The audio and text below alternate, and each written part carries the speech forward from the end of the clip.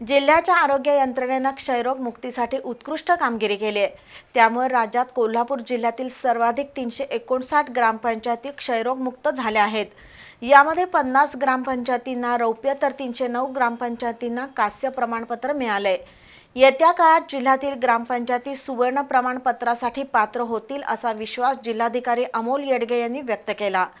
विजेत्या ग्रामपंचायतींना प्रमाणपत्र वितरण प्रसंगी ते बोलत होते। जागतिक क्षयरोग दिनानिमित्त क्षयरोग मुक्तीमध्ये रौप्य पदक मिळवलेल्या ग्रामपंचायतींचा सन्मान सोहळा सोमवारी जिल्हाधिकारी कार्यालयात संपन्न झाला। कार्यक्रमाला जिल्हाधिकारी अमोल येडगे, जिल्हा परिषदेचे मुख्य कार्यकारी अधिकारी कार्तिकेय एस, जिल्हा शल्यचिकित्सक डॉक्टर सुप्रिया देशमुख, जिल्हा परिषदेचे जिल्हा आरोग्य अधिकारी डॉक्टर अनिरुद्ध पिंपळे, जिल्हा क्षयरोग अधिकारी डॉक्टर हर्षला वेदक यांची प्रमुख उपस्थिती होती। मान्यवरांच्या हस्ते डॉक्टर रॉबर्ट कॉक यांच्या प्रतिमेचं पूजन झालं।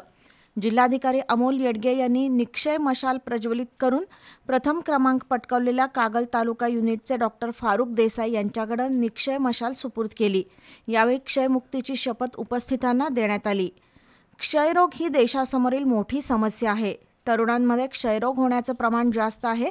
या पार्श्वभूमीवर तरुण आणि सर्व नागरिकांनी निरोगी जीवनाचं सूत्र अवलंबण्याची गरज आहे, असं जिल्हाधिकारी अमोल येडगे यांनी सांगितलं।